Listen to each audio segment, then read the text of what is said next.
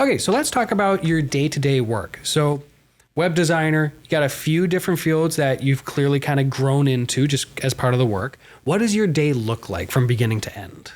So my day, usually there's a lot of time management involved because I usually, when I'm working on projects, I have projects that are in the start. I'm just signing proposals and I'm just getting started with, knowing what the client wants. I have projects that are midway through where I'm actually already building the site. And I have projects that are done. I'm launching them. I'm testing them. So I have different phases. And so I have to keep track of everything. And what I do is I make a priority list. That's the first thing I do in the morning for the day, the week, the month, whatever it is. And I go through the tasks. And I also do have maintenance clients. So clients that I do maintenance on a monthly basis.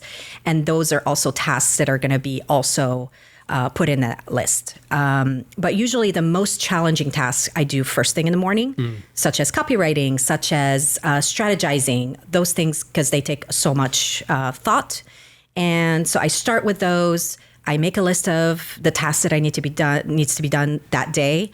And then I tackle them one by one. So website maintenance, can you expand a little bit on that? What does that actually entail? So for me, for each company is different. For me, and you have to be very specific about this, it's updating plugins, themes. It's making sure you have the latest version of WordPress, for example. It's making sure that sometimes I offer to do 1 to 2 pages, creating 1 to 2 new pages after the site has been built. And clients find that useful because sometimes things come up during the year and then they need to add to the site.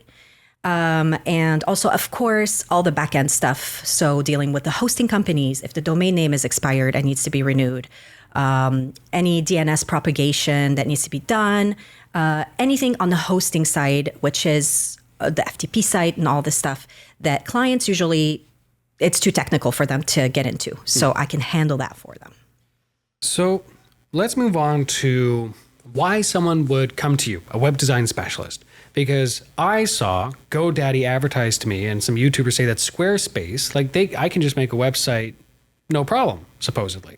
So why do I need a web specialist to come in and do things like copywriting to tell me what analytics are worth looking for? So, of course, I mean, with all the DIY, everybody's offering DIY these days. And also now you have the artificial intelligence to add to that. So it's an AI-powered DIY platform that you get to use. And I'm all for that. These are all great tools to have. But when you approach a website, the way I do it more of a holistic kind of view. And I take it as a project. It's a whole project that's going to be a part of your marketing strategy. So this is going to be supplementing all the other marketing stuff that you're doing as a business. So it's not just designing it. And there's a lot of technical stuff that arises that some people don't know how to deal with, but it's mostly also time. It takes a lot of time to get the website done.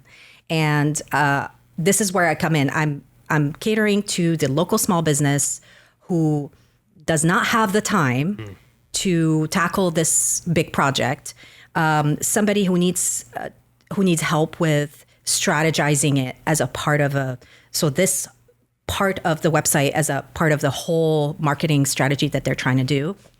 And something that complements their branding and all the other things that they are doing in real life. So I'm just coming in to get all the pieces together so that I can turn in a whole project and they don't have to worry about it. They don't have to, they can worry about other important things in their business. Okay. So you're coming in and you're saying hey, I can do the job properly and you can focus on what you do well. Exactly. Gotcha. Exactly.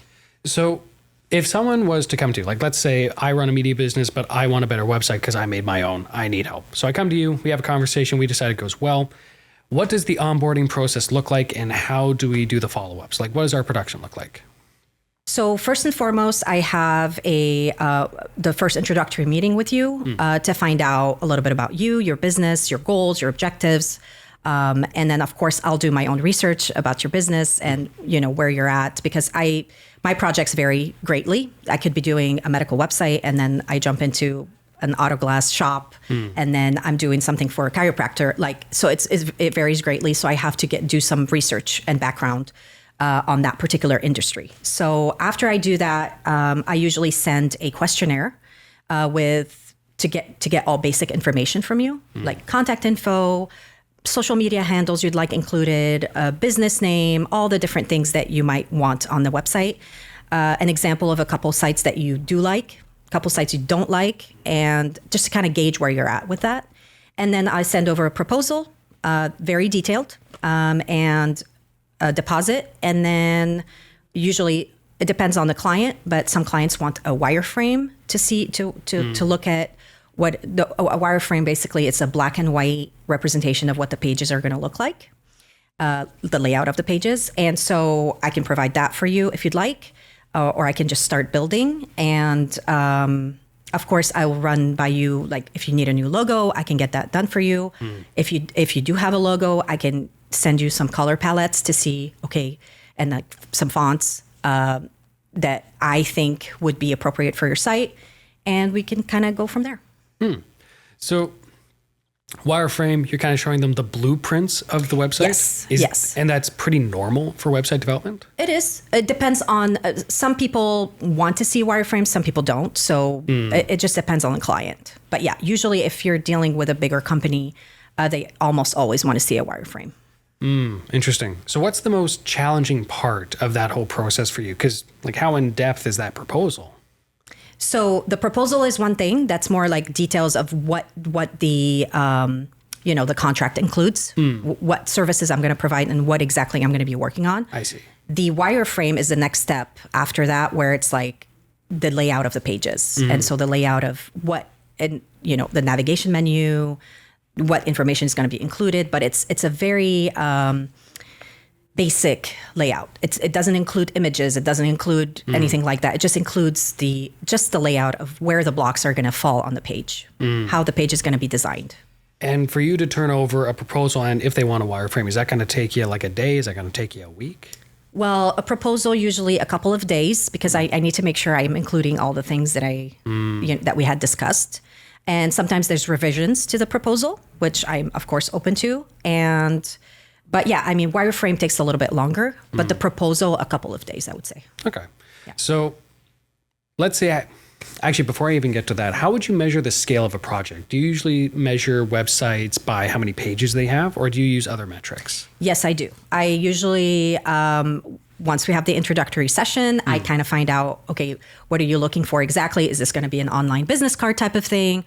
Or is it going to be an e-commerce site? What kind of a site or portfolio, like if you're an architect or anything like that? So I kind of gauge how many pages we're going to be making. And then from that, I also take into account if we're going to have any additional tools added to the site, such as e-commerce, because that's a separate section. Or sometimes there's like a separate plugin like calculator, or maybe you want to add something, a patient portal if you're a medical doctor. So any of the other extra elements that come into play besides the actual pages that I take into account. Okay. And so if I was to say like, hey, I'll use my business as an example. My website has about 6 pages. I don't have any e-commerce, but they can come in and book appointments. Yep. How much is that probably going to cost me ballpark wise? So for pricing, it's a little bit challenging, especially that this is a Bellingham kind of a price range here, because Seattle prices differently. Sure. So for Bellingham, what I have found, my personal experience, anywhere from $2,000 to $3,000 for a 4 to 6 page website is pretty affordable for the local small business. Right. And you are giving, I feel like it holds its value. I will never build a website for $500 because I know how much work goes into it. Right. Let's put it that way. But around there, I feel like I am satisfied with this price, and then my client feels like they can afford it, especially as a small business, and kind of everybody's happy. And with that ongoing maintenance, is that included in the 3,000, let's say, or is that a monthly subscription effectively? That is a monthly subscription. It's going to be separate. And of course, anything above and beyond that, if you want 3 pages created, then I will charge hourly. That makes sense. That's the case. Yeah. Right. And how much does the monthly subscription usually fare? Is it $50 a month? It's like $60 right now. That's not bad. It's not bad at all. No, that's not. And make sure, I make sure your site is not crashing. I make sure your site is operating optimally. I make sure all the things are lined up and no broken links, for example. So that's what I provide. So peace of mind. no, that's worth its weight in gold at the end of the day sometimes.